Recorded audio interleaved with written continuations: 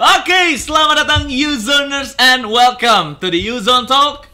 Yes, dan pastinya hadir dengan konsep yang berbeda karena hostnya kali ini bakal ada dua.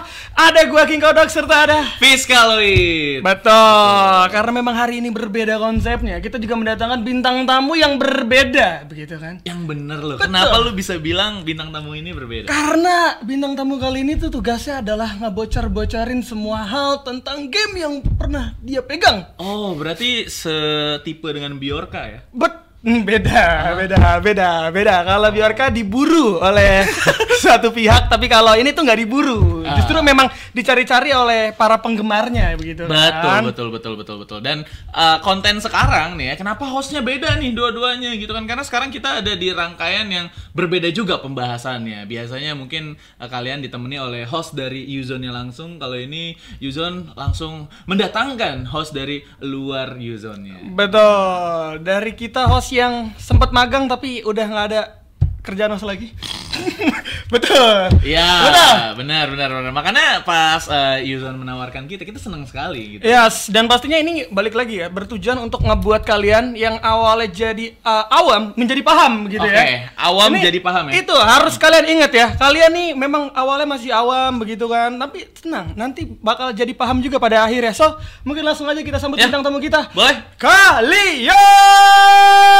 Halo, Kodok, Fiska, Ya. dan juga para Uzoners ya. Betul. Gokil, glad to see you kok. Sama nih ya, alhamdulillah kita semua sehat hari ini. Alhamdulillah. Pokoknya bisa ketemu di sini yang katanya dipancing sih hari ini, nggak dikasih question list. Kita Ya. mau bahas pinggir curang kan? Iya teman-teman, jadi ini for information Uzoners semuanya. Jadi Kolius tuh ya waktu gua undang ke sini, jadi dia tuh gua janjikan question list, tapi gua nggak setor karena memang kita suka yang spontanitas, bukan kayak gitu Kodok. Ya, saking spontannya saya pun tidak diberikan apa-apa. Dosen pengujiannya nggak tahu mau ngasih soal ujian apa gitu ya. Betul.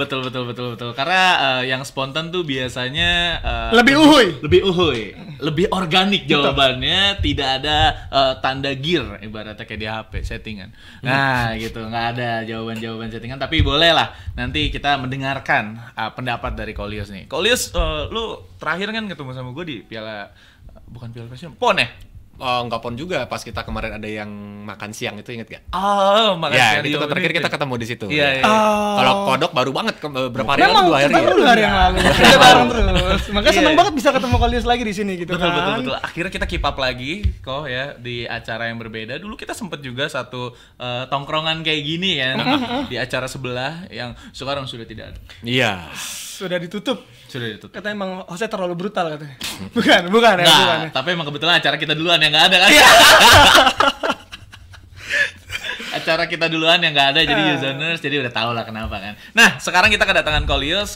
Gue pengen banget sih ngebahas soal tentang Mobile Legends Bang Bang yang lagi rame banget nih di tontonan masyarakat dan juga keresahan masyarakat, karena nggak cuman di kaum circle Mobile Legends aja, ini udah mulai ke yang lain-lain nih, ke TikTok, ke Instagram, Ya, sosial media rame ya. Sosial media tuh lagi rame banget. Sekarang tuh lagi ada EVOS yang nggak lolos di playoff. Betul.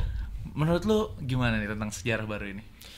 Gimana ya dari awal? Jadi gue di salah satu konten kayak bisa dibilang punditnya e-sports lah ya.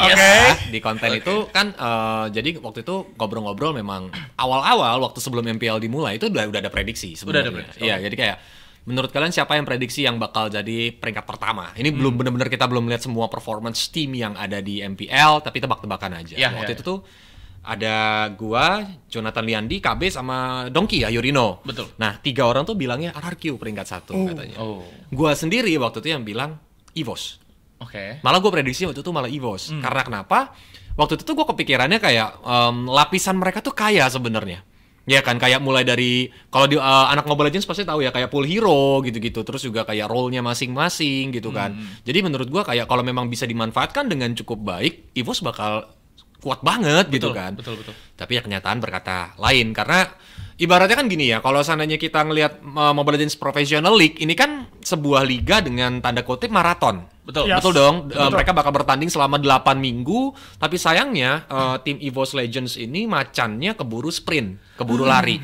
Ya kan, dia dari awal ngabisin stamina nih sampai minggu keempat. Betul. Setelah di minggu keempat staminanya nih habis, barulah dia mencoba untuk mencari makan. Masalahnya makannya makan telur, Pak. Jadi ya macan kan yang kita tahu karnivora ya.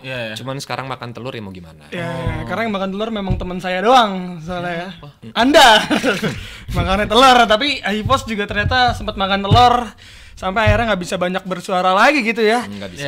Dan gue juga ada pertanyaan gitu, dengan adanya sejarah baru ini banyak pihak dari EVOS Fame yang coba menyalahkan. Kira-kira dari pandangan kalian sendiri ada nggak sih yang bisa disalahkan dari salah satu anggota EVOS, atau mungkin EVOS-nya itu sendiri yang disalahkan? Jadi maksud Anda mau bikin Koleos ini menggiring, iya dia menggiring. Lo mau membuat Koleos ini ngeblame. Dia menggiring. Anda Kan seperti itu. EVOS Fame banyak yang bilang kayak gitu. Gara-gara ini nih jadi nggak bisa lolos. Gara-gara ini nih. Loh, yang bener yang mana nih menurut pandangan Koleos tuh hal seperti itu hal yang wajar atau bagaimana gitu? Bahkan Koleos kemarin kita punya kawan junior ya kan, itu dari server sebelah hitungannya user semua ya, dari PUBG Mobile. Dia bilang nge-tag salah satu orang di sana, tolong dong jangan nyalahin host, jangan nyalahin IO, dan jangan nyalahin yang aneh-aneh. Ini pure memang development lu gitu. Tapi kenapa lu menyalahkan yang lain gitu, gimana?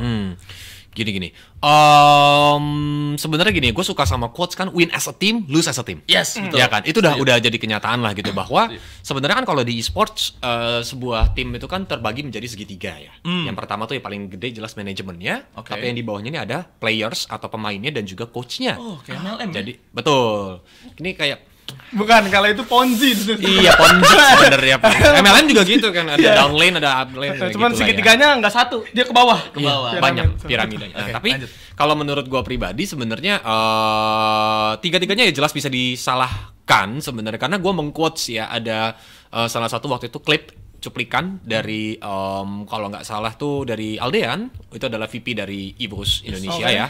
Itu dia memang bilang untuk keputusan EVOS Legends roster tuh memang di tangan manajemen. Itulah yang kenapa menjadi sorotan dari para netizen, kenapa kayak kok ini manajemen yang pilih sih, kenapa bukan coach yang pilih gitu, ujung-ujungnya jadinya nggak lolos playoff bla bla bla bla bla bla.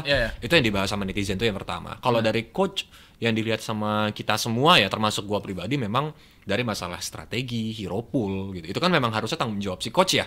Kayak draft ketika dalam bermain pun pasti coach yang bakal menentukan kayak ini kayaknya lebih bagus ini, lebih bagus A atau B. Bahkan coachnya pun mengeluarkan dua statement yang menurut gua ini bisa menjadi tanggung jawab si coach. Yang pertama adalah yang masalah dia bilang roster ini lebih kuat dari WORLD. Walaupun ini sebenarnya cuplikan, dia sebenarnya lagi bercanda karena WORLD ini lagi nggak latihan. Kurang lebih itu kayak gitu. Tapi ada statement dia lebih kuat daripada WORLD. Yang which is di mana tuh si Ward ini kan udah pernah menang juara dunia. Betul, dan jauh sekali stagingnya ya. Ya, bedanya tuh 3 tahun dari sekarang loh, 2019. Betul. Ya kan. Nah, statement yang kedua adalah dia bilang waktu itu kalau nggak salah rosternya ini lebih gampang untuk dibimbing, kata kasar. Oh, berarti termasuk dalam draft dong bimbingan. Berarti kalau di dalam Mobile Legends kan kadang-kadang ada players yang kayak nggak mau, gue maunya pakai ini aja, nggak mau kayaknya gue rasa ini lebih kuat. Nah tapi kalau seandainya lebih gampang dibimbing, otomatis yang gue tangkep adalah ketika di draft kayaknya Atlas bagus misalnya, dia bakal ngepick Atlas, gitu kan. Nah berarti ini ada tanggung jawab si coach nih, kenapa bisa tiba-tiba strateginya sangat amat terbatas, hero poolnya terbatas dan lain-lain. Kalau yang ketiga player, ini kalau yang mau gue sorot banget, banyak sih ini kejadian yang misplay dalam in-game. Mungkin strateginya udah bener, draftnya udah bener, tapi middle to late game bukan mekanik malah. Apanya tuh? Kejadian level dasar yang di misplay sama mereka. Contohnya adalah apa? Di split push mereka nggak ngelihat map, tiba-tiba kalau kata netizen ya, versi netizen nih teman-teman, katanya mapnya ketutupan piala M1 katanya. Bukan karena resource pack-nya belum di-download minimap ya. Iya, tapi karena ketutupan katanya gitu. Ada yang bilang gitu. Karena memang waktu itu sampai kejadian 2 kali dan melawan tim yang sama di split push sama orang yang sama. Ini fatal. Ini fatal. Sama kalau menurut gue banyak banget misplay kayak let's say kalau gue boleh sebutin mention nama, kayak kemarin tuh sempat ada Clover, ya kan itu gold laner dari EVOS Legends yang memang a lot of things yang dia dalam in-game-nya tuh dia misplay sehingga langsung membuat timnya harus mengalami kesulitan bahkan kalah. gitu. Nah ini yang jadi problem lah. Kalau memang gue mau blaming ini nggak bisa sih kalau gue rasa blaming satu. Tapi menurut gue memang ini kan gue sebutin kenapa mereka bertiga nih bisa jadi maksudnya tiga segitiga ini nih ya di segitiga inilah pokoknya yang memang pasti punya peran masing-masing. Oke, berarti kalau misalkan filosofi anak-anak muda sekarang gitu kan kadang ada beberapa anak muda yang tidak ingin mendengarkan orang tuanya. Iya, gitu kan. Itu kayak tidak dilakukan oleh EVOS ya. Karena EVOS di sini benar-benar mendengarkan apa yang dianjurkan oleh si coach. Betul. Gitu. 100% ditelan. Yang padahal sebetulnya bagusnya kita mempertimbangkan juga dengan decision making kita sendiri. Dari segi mungkin hero pool, kayak comfort pick itu adalah salah satu power pick juga bisa dibilang gitu kan. Walau kita ngelihat kalau misalkan hero MOBA ya khususnya itu ML, AoV atau anything else, itu biasanya kita mengedepankan yang namanya comfort pick di atas dari situational atau condition pick. Menurut lu gimana? Gini, pertama kita bahas tentang yang masalah mendengarkan dulu ya. Kalau mendengarkan, kalau menurut gua, kalau seandainya memang mau melatih yang memang gampang didengarkan, jangan latih manusia, latih robot aja bos, gitu. Bener dong, karena robot lu bakal program dan dia bakal menjalankan apa yang sesuai sama yang lu program. Pantes Bigatron GG ya? Enggak, bukan. Beda. Bukan, dia tetap orang juga, bukan cyborg ya, bukan. Nah itu yang gue maksud di sini. Sedangkan kalau ini tapi ini subjektif ya, ini pandangan gue pribadi ya. Sedangkan kalau namanya manusia, human being gitu loh, pasti mereka juga punya idenya masing-masing. Apalagi mereka yang latihan tiap hari, mereka yang ketemu sama gamenya tiap hari dibandingkan kayak jam terbangnya itu lebih tinggi daripada si coach. Bahkan ketika memang gue pernah ngelatih sebuah tim, itu gue demen banget sama yang namanya diskusi. Diskusi sama players-playersnya kayak, kalau meta ini gimana sih? Kalau seandainya kita pakai hero ini nih untuk nge-counter ini gimana sih? Kalau seandainya misalnya pas lagi draft pick pun, biasanya contoh jungler nih ya kan, misalnya Kodok adalah player gue dan Kodok adalah jungler ya misalnya, gue bakal tanya Kodok, Dok lu mau Lancelot apa Link? Nah gue bakal kasih option yang mana menurut Kodok nyaman, dan kadang-kadang bahkan Kodok kok mau Roger aja deh kayaknya bagus dalam gini, tapi tetap final decision di gue. Jadi misalnya Kodok nggak misalnya gue bilang kayak Lancelot atau Link, tiba-tiba dia pick Link gitu kan, enggak, tapi dia bakal nanya kayaknya gue mau Link aja deh kok, gas. Nah gitu, jadi final decision tetap di coach. Itu kan bentuk komunikasi sebenarnya yang memang bisa aja terjadi dalam sebuah kepelatihan. Oh ini tuh kayak apa yang gue tangkap dari Colius tuh ya, kayak kurang lebih kayak turnamen Dota waktu TI 9 nggak sih, kayak OG. Mereka tuh coachnya tuh lebih memilih untuk memberikan opsi yang bagusnya seperti apa, but the players mereka masih punya suara juga, dan itu kadang-kadang coach dari OG yang jadi player saat itu, gue lupa namanya siapa gitu kan, yang juara 2 kali itu. Nah itu dia tuh lebih mengedepankan decision makingnya si player, karena si playernya juga tahu dan doi-nya juga kan di lapangan. Betul, walaupun memang nggak berimpact baik, karena sebenarnya ini untuk knowledge penonton aja kayak sesuai tagline kita kan dari awam jadi paham nih. Jadi kebanyakan dari players itu pola pikirnya adalah apa ketika draft pick adalah gue bisa pakai hero-nya enggak. Ketika gue ketemu sama match up di lane gue, ini gue bakal menang atau enggak, baru yang ketiga team fight besarnya gimana. Itu kebanyakan kita as a player, bahkan kalau kita dalam in game main ranked pun mikirnya pasti kayak gitu. Gue bisa pakai hero-nya enggak, gue bisa menang gak lawan dia pas lagi di laning, baru ntar team fight-nya. Sedangkan kalau coach memiliki pola pemikiran yang berbeda di balik. Ya kan, team fight-nya menang enggak, udah gitu di laning-nya dia kayak gimana, baru nih orang bisa pakai apa enggak. Karena kita bakal nganggap mereka adalah professional player. Harusnya pool hero ini kan bukan menjadi masalah. Betul. Mereka ibaratnya kayak udah hatam semuanya harusnya gitu. Iya, berarti lu adalah salah satu orang yang setuju ya kalau tim yang nurut-nurut aja sama coachnya itu bisa nutup potensi si playernya justru. Agree. Ya kan? Dan kemarin sempat kejadian juga ya. Dan tadi lu udah ngebahas satu nama, yaitu Clover, tapi gue pengen lebih tertarik untuk jungle-nya itu sendiri. Susujin. Yes, Susujin ini bisa kita bilang adalah rising star pada awalnya. Tapi semakin kesini justru malah semakin redup. Bahkan kemarin gue ingat ada satu momen dia ngelawan BTR yang bahkan itu nggak pakai retri ya untuk rebutin turtle. Susujinnya udah pasti kalah gitu kan. Nah, hal-hal kayak gini, apakah pada saat lo jadi rising star lo masih ada kemungkinan untuk kena mental? Padahal di minggu pertama sampai minggu keempat yang seperti lo sebutkan, itu Susujin udah nggak ada counternya, bisa gue bilang ini adalah ada yang bilang bahkan lebih kuat daripada Albert loh. Betul, jungler RRQ. Betul. Dan setelah itu nggak ada apa-apa nih kok. Nih balik lagi nih, mentality player itu sebenarnya terbentuk dari apa menurut pandangan lo? Apa bisa hancur seketika juga? Padahal performanya lagi bagus, ibaratnya seperti itu kok. Tapi kok bisa tiba-tiba hancur ya? Ada dua hal berarti ya. Kita bahas tentang Susujin dan mentalitinya dulu nih. Kalau dibilang Susujin itu sendiri, gua rasa ini bukan pengaruh peran besarnya di Susujin, enggak, tapi memang lebih ke movement as a teamnya yang EVOS yang benar-benar berantakan. Especially kalau seandainya mereka tuh udah mulai menuju ke late game, bahkan kalau game 1 kalah, game 2 tuh benar-benar beda. Nah, makanya gue mau bilang di sini baru masuk ke mentality. Iya kan? Kalau dibilang mentality ini gue mengutip juga bahkan correct me if I'm wrong, kalau nggak salah EVOS tuh memang benar-benar melarang anak-anak itu main sosial media loh. Yes, betul dong. Jadi mentality di sini yang gue lihat adalah mentality eksternal dan internal. Internal adalah ketika lu main gamenya dan lu kalah, mentality lu pasti moral boost-nya kan pasti drop. Sedangkan eksternal adalah faktor dari netizen. Makanya kalau seandainya mentality dari faktor internalnya dulu, dari moralnya itu sendiri, itu kan tugas coach ya untuk gimana caranya kayak tetap adain apinya. Ya kan, mulai dari pep talk ya kan, atau memang mungkin dia bisa ngasih motivasi atau memang rekan setimnya yang nanti bakal ngerangkul kayak don't mind, kita masih ada game berikutnya dan lain-lain ya kan. Nah itu yang dapur lah ya. Kalau memang dilihat dari ini mengutip dari kata KB, karena KB yang nonton waktu itu ya, teman-teman dia nonton kayak apa sih videonya EVOS yang behind the scene gitu. Zeiss masih menjalankan tugasnya, dia masih ngasih semangat ke anak-anaknya. Balik lagi kan kalau dibilang coachnya mungkin ngasih semangat, tapi apakah anak-anaknya bisa masuk ke dalam otak? Ya kan? Atau mengimplementasikannya untuk game yang berikutnya? Nah, ini jadi pertanyaan gitu kan. Yang kedua ini masalah sosial media. Ini yang mau gue sedikit bahas ya, karena ini ibaratnya kayak lu pacaran, lu sama pacar lu berantem, and then lu lebih milih untuk ngediemin pacar lu kabur ke rumah temen lu untuk lupain masalahnya. Nangkap gak? Iya. Lu bukan yang menyelesaikan masalah, tapi lu lari dari masalah. Betul. Ya lu dong. kayak lagi ada hubungan sama pacar yang lagi broken gitu kan, lu malah memutuskan pacar lu bukan masalahnya. Iya. Itu seperti ntar lu ya. Oh enggak. Amit.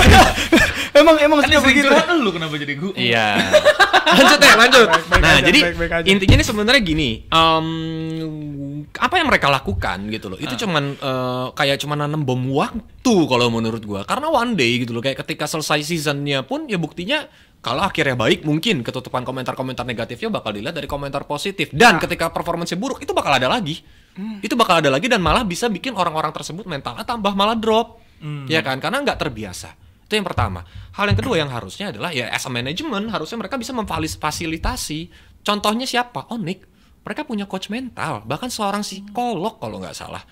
Jadi benar-benar social media itu part of hiburan loh, biar mereka nih nggak burn out gitu loh. Jadi ketika memang ada psikolognya, ada sesinya setiap minggunya nanti bertemu sama anak-anak untuk anak-anak bisa cerita apa gimana, ya kan itu bakal dikasih tahu bahwa masa ya lu mau terima duitnya, lu mau terima fame-nya, lu nggak mau terima kritikannya, kan nggak mungkin gitu. As a pro player tuh kan lu tahu itu part of the risk gitu, itu resiko kerjaan lu untuk ada dikritik, yang dimana mental lu bakal diganggu gugat. Kalau memang lu nggak mau dikritik sama orang, nggak mau dilirik sama orang, mainnya ranked aja, jangan di MPL gitu. Tuh seperti apa yang Kodok lakukan tiap hari ya. Itu kan pasti ya paling dibacotin publik gitu kan.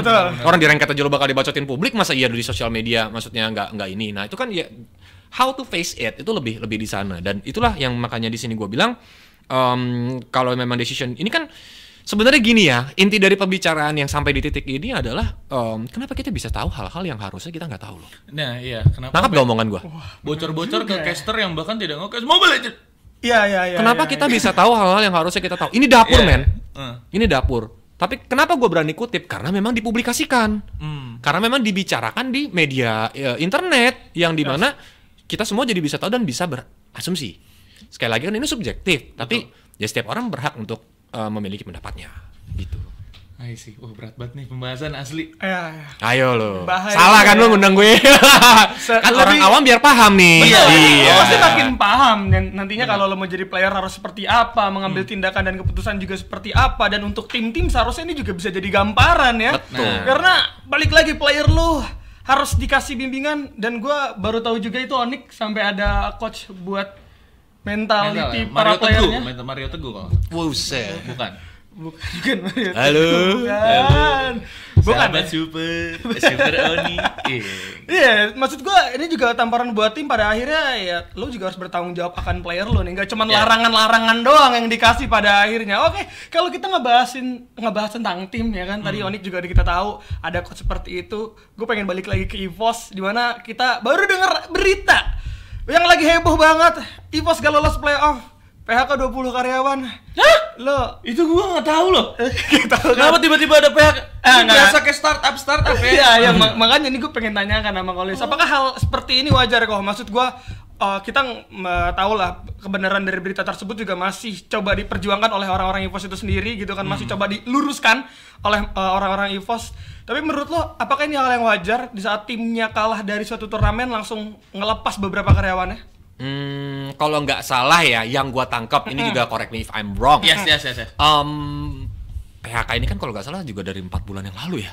Ya itu yang Udah diluruskan lama. oleh EVOS, betul. Iya kalau nggak salah kan, kalau nggak salah. Jadi kalau menurut gue ini dapur lah ya, ini dapur mereka banget. Jadi kayak namanya PHK atau efisiensi ya, bisa disebut sama sebuah perusahaan tuh efisiensi karyawan. Ya itu wajar-wajar aja dilakukan sama sebuah perusahaan kalau menurut gue. Jadi memang sebenarnya yang menyangkut pautkannya itu yang sensor nanti ya. Emang Nggak ada hubungannya gitu loh. Kecuali yang dipecat ada playernya yang memang berpotensi, coachnya gitu loh. Atau memang ada mungkin relasi akan dengan para player atau coach yang berhubungan dengan sangat baik, tiba-tiba dipecat sehingga mengganggu gitu kan. Bener, dan bahkan gue bingung juga nih sama netizen yang udah negative thinking duluan tentang 20 karyawan tersebut. Kalian kan nggak tahu posisinya dia di situ apa. Kita kan nggak tahu mungkin Kinerjanya seperti apa. seksi kebersihan. Iya. Tapi nggak bersih kan nggak masalah kalau dipecat dong. Itu hak perusahaan dong. Hak perusahaan. Iya, gitu kita kan loh, nggak tahu perusahaan. siapa tersebut. Nah, kalau misalkan kita mungkin tahu Clover nih tiba-tiba diputus, nah itu baru mungkin kita cari akarnya ya. Iya, Baru. kalau seandainya yang diributkan juga yang apa katanya ya, ini kan kita dikasihnya 1 hari apa gimana? Bukan urusan netizen. Bukan, tolong ya. Jadi Kalau emang mau ke serikat pekerja aja. bener. Aduh, serikat pekerja lagi coba. Iya, tapi gue menanggapi ada satu komentar dari sang pelatih sendiri ya, yang katanya bilang katanya sebelum MPL season 10 ya. Yang season 10 itu mulai, katanya kalau misalkan EVOS ini bakal mencetak suatu sejarah baru, dan ternyata diaminkan oleh banyak orang dan terjadi. Menurut lu sendiri gimana tanggapannya? Ini yang apa ya? Ya mungkin itu yang caranya untuk mendapatkan moral boost ini secara positif ya kalau gue bilang ya. Kayak dia mau ngasih motivasi ke anak-anaknya. Nih ya, gue udah bilang juga ke publik bahwa mungkin dia bakal nyetak sejarah baru. Yuk kita berjuang untuk nyetak sejarah baru dan lain-lain. Bukan malah jadi beban yang seperti itu. Itu dia yang mau gue bahas. Ini kan secara positifnya. Sedangkan pasti ada pro dan kontra. Betul. Nah kontranya itu ya kalau menurut gue ya ini jadi beban gitu. Ini jadi beban yang sebenarnya beban ini juga harus kata kasarnya disupport dong. Ya kan, biar beban ini malah jadi motivasi. Ya kan, kalau memang malah beban ini malah ditambah-tambah kayak gitu dan memang nggak ada solusi ketika memang terjadi hal-hal yang negatifnya, ya itu yang jadi salah kalau menurut gua. I see. Dan terakhir nih mungkin ya, pertanyaan yang gue penasaran banget, gue pengen tahu tanggapannya dari lu Niko. Kemarin itu ada satu komentar, gue ngebaca-baca di line up MPL tuh ya kan. Ternyata ada satu komentar yang seru banget dan gue love langsung untuk komentar. Katanya gini, ini kayaknya kejadian juga di Geek Fam. Tim yang sama-sama berjuang, sama-sama hasilnya kurang lebih sama, nggak lolos juga kan Geek Fam? Iya. Geek Fam nggak lolos juga. Tapi mereka tuh nggak over drama, padahal perjuangannya sama. Tapi kenapa ini yang hype-nya cuma di sebelah doang, cuma di EVOS doang. Yang kayak si Geek Fam ini justru kayak hilang aja dari permukaan, padahal doi juga nggak lolos gitu. Gimana menurut lo? Ya itu balik lagi gitu ya. Cukup gini sih ya. Dengan adanya drama yang bisa gue bilang adalah EVOS smart enough untuk ride the wave. Betul dong, MPL tuh memang lagi hot-hotnya sekarang gitu loh. Kayak sekompetitif itu, bahkan di dalam in-game tuh ada coins, tebak-tebakan gitu. Coins gue tuh banyak hilang karena gue salah nebak gitu. Karena memang saking tiba-tiba loh, kok ini tim kecil ngalahin tim gede. Iya kan ya, segitu gilanya gitu loh MPL-nya.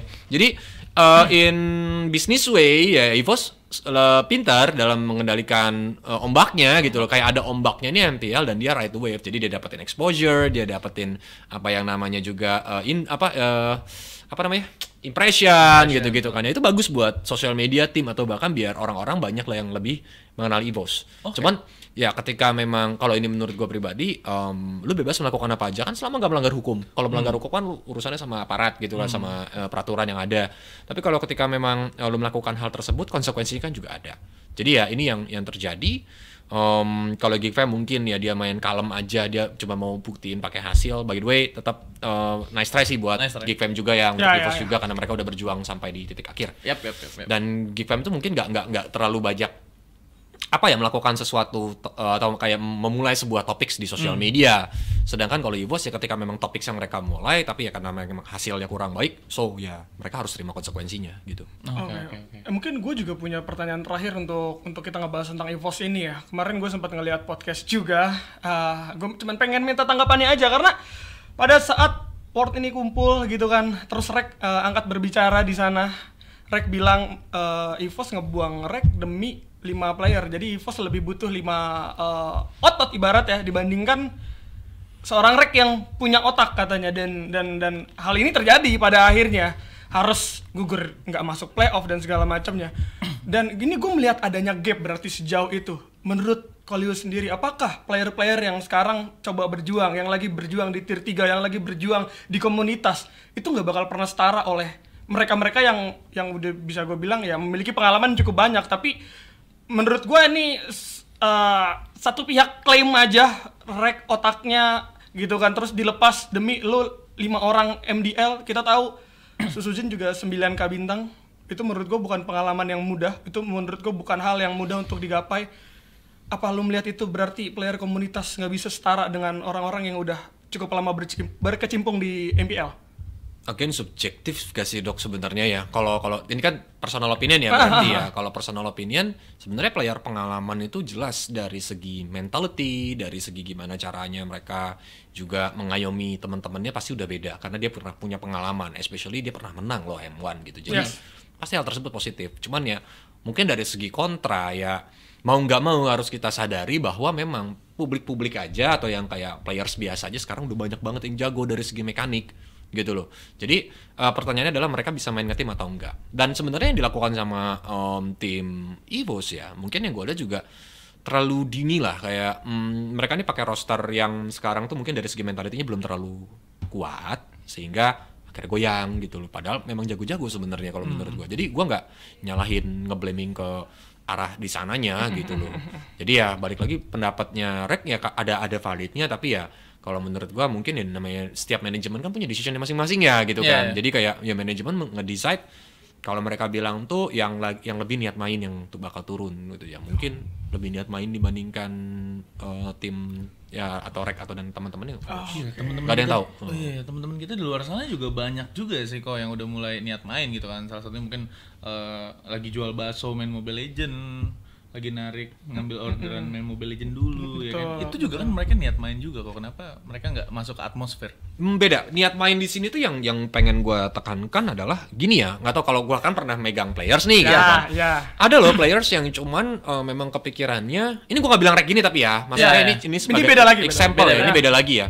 Ada players yang memang cuma main, oh ya udah gue digaji, kewajiban gue adalah latihan dan main. Jadi bukan memang pengen niat menangnya itu loh, kayak gue pengen jadi juara, gue pengen bawa nama tim gue nih untuk ada di kejuaraan dunia. Nah itu niat yang mungkin hilang bagi dari pandangan manajemen ataupun coach EVOS. Mungkin itulah kenapa dipilih ke player-player yang kemarin turun di MPL karena mereka semua punya gue mau menang, gue mau ini gitu. Mungkin ya sekali lagi. Gue nggak tahu dapurnya ya. Iya betul. Tapi kayak MPL itu kan emang udah franchise league-nya dari tim-tim tier 1-nya Mobile Legends Bang Bang kan. Tapi gue lumayan agak aware juga nih dengan community scenes-nya. Nggak cuman ada di MDL aja community-nya. Tapi gue juga pengen tahu sih gimana sih Mobile Legends ke depannya nih, khususnya di 2023 ke atas. Apakah mereka masih tetap hidup gitu kan? Apakah mereka di komunitasnya itu masih bisa dapetin glory atau achievement atau apapun itu? Gimana cara mereka bisa dapetin itu kok? Karena kan turnamen terbatas juga untuk mereka yang mau bisa naik ke MPL, dan gimana caranya mereka ditonton buat masuk sana? Ini adalah topik yang ketika kita di tangga, inget gak? Iya. Setelah kelar nge-cast, gue ngobrol berdua sama Kodok waktu itu. Ini topik yang pernah kita bahas. Kodok menanyakan hal yang sama sebenarnya waktu itu. Kurang lebih mirip lah ya Dok, gak sama persis. Maksudnya kayak mau berarti mau hidup sampai kapan sih kok? Kayak menurut lo pribadi, intinya kayak gitulah kurang lebih. Tapi kalau menurut gue pribadi gini ya, MPL tuh kan memang stage tertinggi lah liga profesional. Kalau bola kan kayak English Premier League, Liga 1-nya Indonesia gitu kan. Walaupun turut berduka cita ya, lagi ada masalah kemarin. Jadi jalan ke sana tuh seperti apa? Itu yang menjadi pertanyaan para netizen yang memang memiliki kayak anak-anak zaman sekarang tuh, kalau anak SD aja kalau lu tanya, lu cita-citanya gede mau jadi apa? Bukan lagi jadi pilot, dokter, mau jadi professional player. Gitu kan. Jawabannya seperti itu, gitu kan. Jadi kayak jalannya itu turnamen-turnamen dari third parties ya kan, yang memang bakal dijalankan. Contohnya yang lagi berjalan sekarang aja ya, yang maksudnya yang lagi udah ada berjalan sekarang, di mana yang komunitas diketemukan sama tim-tim profesional nantinya itu ada Piala Presiden, ya kan. Terus juga nantinya ada, bahkan mereka juga punya chance untuk mengharumkan nama Indonesia karena dari Piala Presiden bisa ke ISF gitu kan. Jadi terus juga banyak lah turnamen-turnamen dari brand-brand, terutama kan juga nanti Uzone ada turnamen. Ada turnamen juga Uzone. Teman-teman, jadi jangan lupa kalian registrasi ya. Uzone ini lagi menjalankan turnamen. Kita udah buka registrasi kurang lebih sampai pertengahan Oktober. Jadi kalian langsung cari tahu di website Uzone atau di bawah ini. Biasanya ada bumper-bumper yang keluar ya kan, namanya Uzone Gladiator Arena 1v1, dan buktikan kalau misalkan kalian itu lebih jago dari Pro Player Invitation. Nah, itu kan justru panggungnya. Inilah panggungnya gitu loh. Jadi untuk kalian nih teman-teman semua yang memang punya cita-cita ingin jadi professional player, yang jelas adalah skill. Itu paling dasar deh, basic deh. Kalau kalian rasa skillnya aja, kayaknya gue gak kalah deh sama Sutsujin, kayaknya gue gak kalah deh sama Clover misalnya gitu kan. Ya kayaknya gue bisa nih main di EVOS gitu kan. Pasti karena memang kemarin kan performanya buruk dan mungkin kalian ngerasa lebih jago. Nah, dari faktor tersebut otomatis kalian bisa untuk step ke langkah yang berikutnya. Dimulai dari misalnya tim-tim tuh banyak yang open trial. Oh gitu? Iya kan, tim-timnya banyak open trial. Nah, kalian bisa langsung trial untuk jadi playersnya. Kalau memang nggak bisa juga ya ikutan turnamen kayak dari Uzone. Biar apa? Biar kalian tuh masuk radar dari tim-tim besar, nantinya di scouting, dan kalian bisa dipanggil, lu mau ikutan trial nggak? Gitu. Jadi kan ini sebuah jalan, ini panggungnya ya. Betul. Tapi kalau dibilang, balik lagi kita ke topiknya, yaitu Mobile Legends. Bakal sepanjang apa nih karirnya? Ini bukan karena gue pernah kerja di Bunton. Waktu itu. Tapi karena menurut jawaban gue pribadi, kayaknya bisa dibilang malah game nomor 1 loh. Game nomor 1. Top 1 loh di Indonesia untuk mobile esports ya, mobile game esports. Yang memang benar-benar jadi pioneer juga dulu pertama kali 2017, gue ingat banget sebesar ini. Ini yang membuat Mobile Legends tuh bakal sulit untuk diganti nantinya. Jadi sedikit sharing aja, kalau based on data, memang rata-rata untuk pemain di Indonesia itu kan mereka tuh bakal susah move on ke genre yang sama kalau memang ada game baru yang keluar. Betul, jadi kayak brand yang berbeda dengan genre yang sama ya. Karena kan MLBB ini ada di MOBA, teman-teman. Betul. Dan MOBA itu nggak cuma MLBB. Ada AOV, ada Wild Rift, ada Onmyoji, banyak banget MOBA kayak Pokemon aja ada MOBA-nya. King of Honor, Pokemon. Iya, nah itu yang mau gue bahas di sini. Gue nggak bilang game-game yang lain jelek. Mobile Legends nih menangnya adalah dia udah mulai start gitu loh. Dia start duluan untuk menjadi pencetus e-sports-nya lah, untuk gamenya juga sampai banyak yang sudah dilakukan investasi waktu dan uang. Betul. Ya kan, jadi ini yang membuat orang-orang tuh susah move on ke genre yang sama. Ini pernah terjadi sebelumnya. Kenapa gue bisa bilang kayak gini? Karena sebelumnya lu lihat ada yang judul game namanya Point Blank PB. Keluarlah game-game lain kayak Crossfire apa segala, yang orang-orang mainnya PB. Ya kan, terus juga kayak Ayo Dance dulu, keluar lagi game-game yang tipikalnya sama juga, tetap aja main Ayo Dance gitu. Nah itu yang jadi faktor kalau menurut gua kenapa umurnya bakal panjang. Tapi mungkin ini bakal terus bertahan hingga kalau memang menurut gua ada platform baru yang nantinya bakal keluar dan bisa diraih sama masyarakat luas. Jadi bukan cuma di handphone lagi. Kalau atau ada genre yang memang lebih fresh, lebih segar. Jadi gua rasa untuk MOBA kayaknya nggak deh, berat untuk ngalahin Mobile Legends. Berat jujur, berat. Itu sih. Bahkan kayak Mobile Legends juga itu udah jadi generalisasi market untuk di e-sports. Gua kan kerja di IO kan.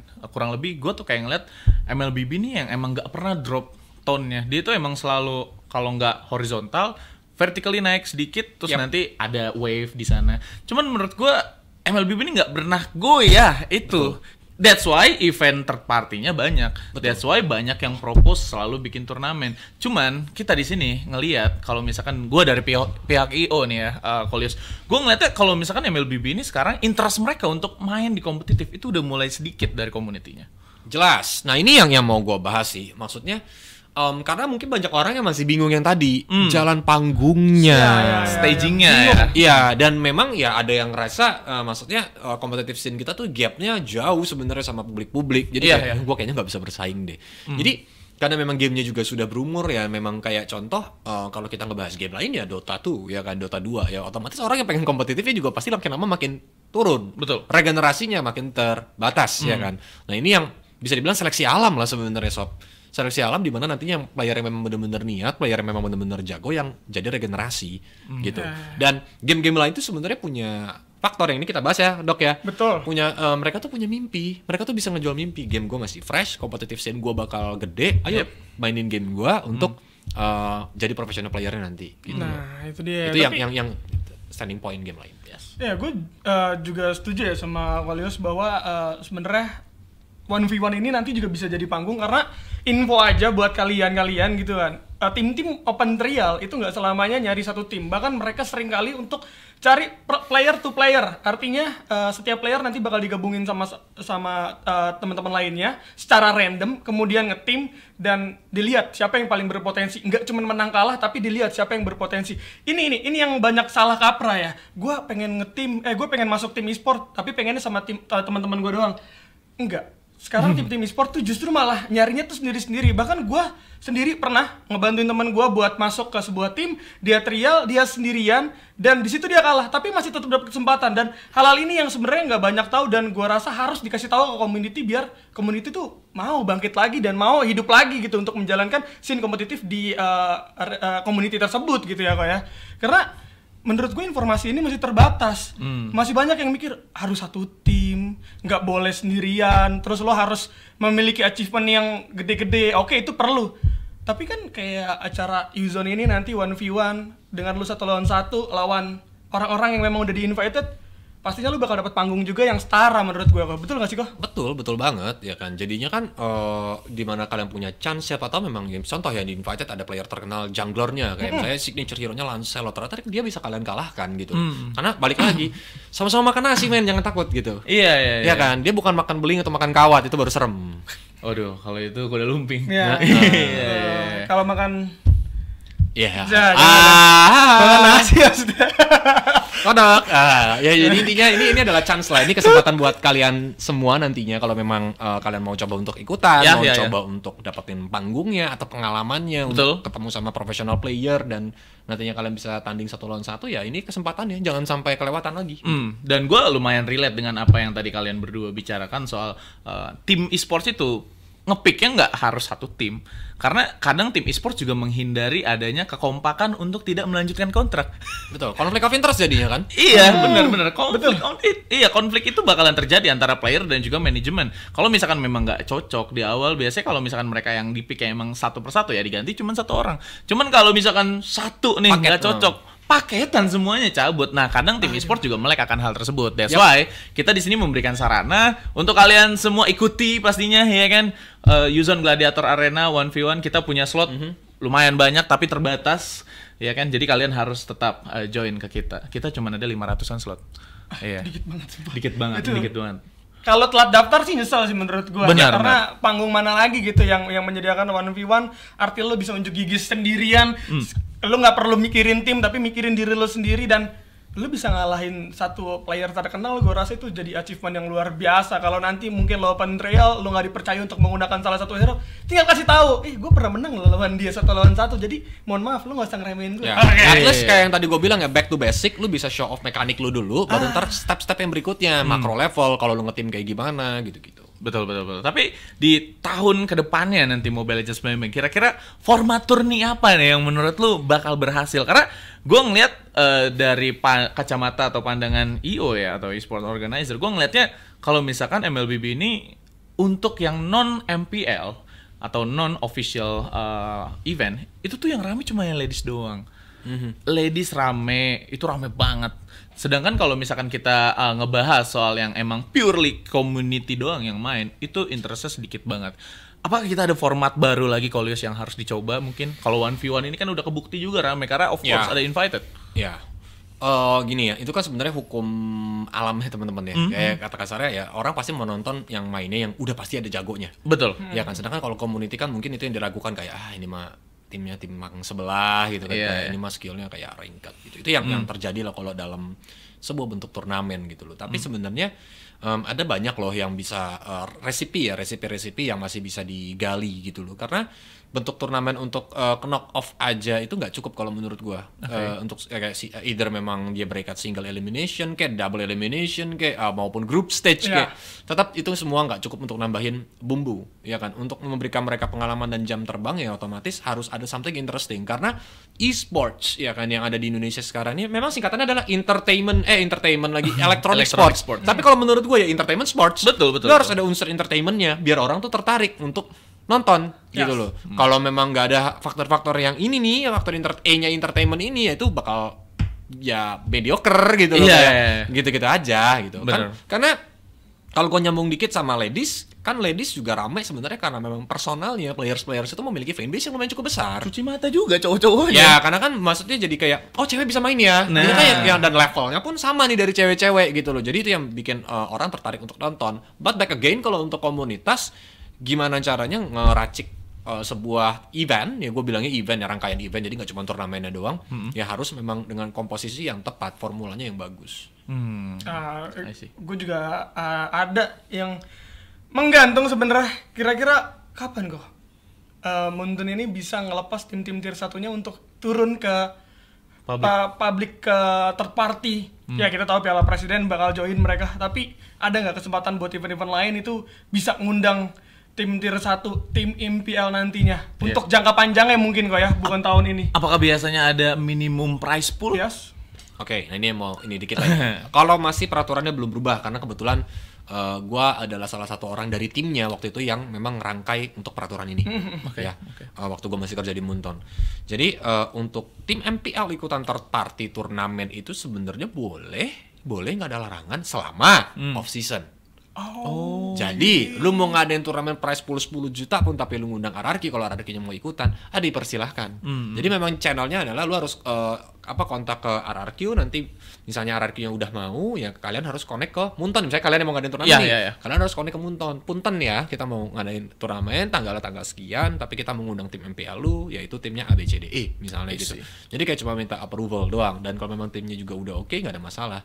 The problem is tim tersebut mau nggak turunnya? Karena logikanya kalau memang kalian nggak membuat prize pool yang menarik, kalau nggak ada lawan yang menarik juga, buat apa mereka turun? Betul. Karena yang ada menang nggak dapat glory, kalah pun malu.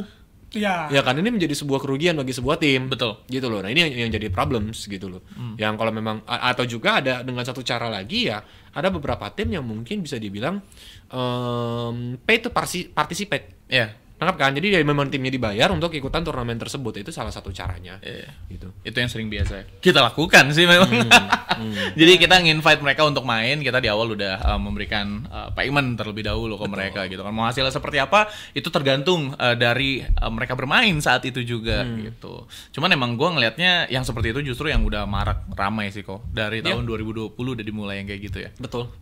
Makanya ya sebenarnya jalannya sebenarnya masih ada. Balik lagi ya udah yang tadilah racikannya ya, resipinya itu yang paling penting ketika memang lu buat event gitu. Nah, sekarang mungkin kalau misalkan kita tadi kan ngebahas soal community, gimana akses mereka buat ke MPL. Kira-kira Munton tuh tertarik nggak sih dengan sistem staging dari public to franchise-nya itu? Jadi kayak nanti kita bikin kalau AOV nih ya kan, gua kan sering juga ada di AOV juga.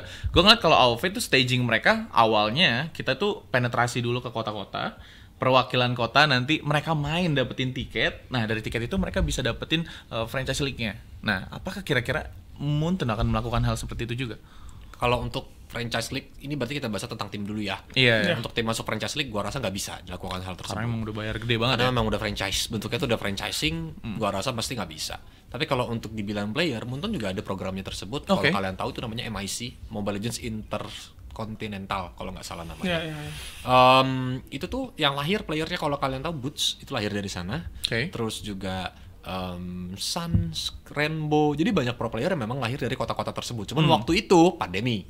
Jadi 2019 itu terakhir jalan, 2020 pandemi. Jadi nggak bisa ke kota-kotanya. Tapi memang kalau ditanya balik lagi Munton ini tertarik gak sama hal tersebut, gue rasa sih tertarik. Maksudnya untuk memberikan stage ya atau panggung buat para publik. Makanya banyak banget kayak turnamen-turnamen itu bisa disupport biasanya sama Munton langsung untuk mengadakan turnamen Mobile Legends yang nantinya biar exposure juga lebih kelihatan, pesertanya juga jadi banyak bisa ikutan. untuk nantinya Amin ke scouting atau dia ikutan trial bisa masuk ke tim besar. Kira-kira support apa tuh kira-kira yang bisa didapetin oleh si penyelenggara ini? Kalau misalkan atau ada minimum requirement segala macam? Ada. Jadi kayak dulu tuh, gua nggak tahu sekarang masih ada atau enggak ya teman-teman. Mungkin ini buat ini penonton yang memang pengen ngadain turnamen Mobile Legends dan pengen disupport sama Moonton. Dulu tuh ada namanya e-project. E-project itu untuk nge-support turnamen-turnamen. Gua nggak tahu sekarang masih ada apa enggak. Contoh supportnya adalah Diamond. Jadi kayak selain kalian kasih prize pool uang, Moonton juga bakal kasih Diamond untuk pemenangnya. Itu yang pertama. Hal yang kedua adalah waktu itu supportnya biasanya adalah kayak exposure, mulai dari di repost sama Mobile Legends-nya gitu loh, kayak turnamen kalian tuh dibantuin post, jadi kayak endorse gratis gitu kan kata kasar, tapi kan langsung targetnya ke pasar yang kena gitu. Kena banget itu. Follower Mobile Legends langsung. Bahkan kayak contoh ada beberapa turnamen juga sampai dimasukin bannernya dalam in-game. Jadi kayak kalian buka in-game ada bannernya gitu kan. Wow, itu eksklusif banget itu sih. bisa ya? Bisa. Supportnya sampai segitunya memang. Tinggal kalian memang ya harus ada contact person sih gua rasa, atau enggak kalau dulu tuh mlbbmatch@moonton.com itu bisa kirim proposal ke sana. Tapi gua sekali lagi gua harus make sure ini masih ada atau enggak, gua tahu. Karena itu terakhir kan zaman gua 2020 terakhir kalau Moonton gitu loh. Udah 2 tahun sekarang gitu. Betul. Siapa tahu ada perbedaan juga kan sekarang klasifikasinya seperti apa. Oke. Menarik banget. Jadi mungkin kali ini kesimpulannya untuk komunitas ya. Kalian jangan malu-malu untuk unjuk gigi. Jadi let's go. Didaftarin dulu turnamen kita di Uzone Gladiator Arena. Ini 1v1, kalian nanti bakal ketemu juga sama invitational player dan kalian di sana bakalan adu mekanik dan prize pool 10 juta rupiah, dan jangan lupa caster-caster tier 1 ada untuk ikut menghibur kalian juga. Ini yang menarik ya. Kenapa? Karena Anda tidak bisa. Karena bukan saya yang bukan maksudnya lu nggak cuman nanti bisa unjuk gigi, tapi dengan lo dicasterin sama caster-caster tier pertama yang memang mereka juga punya kapabilitas untuk menilai. Siapa tahu nanti ada rekomendasi yang memang langsung gitu kan. Loh, ini player bagus juga nih. Banyak loh kejadian kayak gitu. Sorry kepotong, banyak ya. Banyak loh. Karena kadang-kadang tim-tim itu untuk ke beberapa caster ya, tapi gue nggak bisa sebutin timnya siapa dan casternya siapa.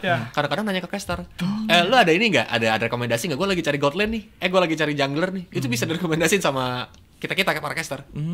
Gitu. Ya, itu kejadian. Tapi suara emang tier 1 yang terdengar. Yang saya tier 6 enggak? Kedapet komunitas saya tier 3, saya tier 6. Jauh banget. Itu tier 6. Jadi wajib ikutan buat teman-teman, jangan sampai kelewatan ya. Sama juga mau ngasih tau Uzone kan, saya sendiri juga caster, jadi siap menunggu panggilan. Udah masuk ke dalam list. Tinggal tunggu panggilannya Kolius ya kan. Iya, bismillah jodoh gitu kan. Nah, mungkin itu aja sih dari kita keresahan nih para host gitu kan, pengen nanya-nanya soal EVOS dan juga gimana rangkaian ke depannya Mobile Legends Bang Bang gitu kan. Terima kasih nih Kolius udah mau hadir di acara kita. Tapi boleh gak gue kasih kalimat penutup? Apa tuh? Terakhir ya, maksudnya buat Uzoners ya kan, buat teman-teman semuanya yang Kolius mau pesan adalah gini, ini kan kita sebuah competitive scene. Ini gak cuma kita bahas Mobile Legends, tapi kita bahas juga game-game lain. Kadang-kadang tuh masih ada hal-hal yang kayak let's say sampai bawa-bawa sara ya kan, bawa-bawa menghujat. Jadi gua nggak capek sih, gua nggak pernah capek untuk komentarin. Kritik boleh, namanya sebuah competitive scene. Pasti kalian menuntut hal yang terbaik, apalagi kalau itu adalah liga utama ya kan. Betul. Jadi mengkritik boleh, tapi tetap harus tahu batasannya gitu. Jangan sampai nanti kalian bawa-bawa sara, bawa-bawa fisik, karena itu banyak banget loh kejadian, maksudnya sampai di scene e-sports yang sekarang, dan itu nggak sehat. Jadi buat teman-teman juga, kalau seandainya kalian marah atau mencoba untuk mengkritik, hindarilah hal-hal yang negatif seperti yang nggak bisa dikritik tersebut, yang bawaan Tuhan gitu loh, atau yang memang personal option, itu kan hal yang harusnya nggak diganggu gugat. Sih benar-benar. Kita juga kan sering lihat ya teman-teman kita akunnya hilang juga. Ya hal-hal seperti itu bisa dikurangin juga ya kok ya. Jadi jangan sampai hilang lah, kasihan. Kasihan ngerasa lagi dari nol kan. Teman-teman jangan ya. Walaupun kita nggak tahu oknumnya dari mana. Yang jelas kalau bisa jangan, yuk kita buat Indonesia e-sports scene-nya juga semakin sehat, biar nantinya juga industri ini semakin maju, dan amin kalau memang kalian mempunyai mimpi untuk mencari rezeki di scene e-sports, kalau udah matang kan tambah enak. Nah, itu dia. Semoga players-playersnya dimanjakan ya dengan sistem-sistem Mobile Legends Bang-Bang ke depannya. Begitu juga nggak cuman players, tapi manajemen dan juga caster pastinya ya kan. Amin. Itu dia. Jadi untuk Uzoners semuanya, terima kasih udah nonton dari awal sampai akhir. Semoga kalian yang tadinya awam ya kan jadi paham. Dan jangan lupa nih buat kalian juga boleh taruh di kolom komentar next siapa lagi yang bakal kita undang gitu kan. Karena mungkin mungkin masih banyak yang lebih penasaran juga buat kalian yang pengen lebih dalam lagi ke scene e-sports. Ini Kolius sang impostor udah kita hadirkan. Mau hadirin siapa lagi itu bebas, taruh di kolom komentar, like-nya gasin juga. Jangan lupa dikasih share, kasih tahu bahwa kali ini Yuzon juga udah masuk ke e-sport guys ya. Let's go. Jadi terima kasih Kolius, terima kasih Yuzon juga. Terima kasih Yuzoners yang udah nonton dari awal sampai akhir. Jangan lupa untuk daftar turninya Yuzon Gladiator Arena. Gua tunggu kalian semuanya ya kan. Terima kasih banyak. Bye bye Yuzoners. Thank you.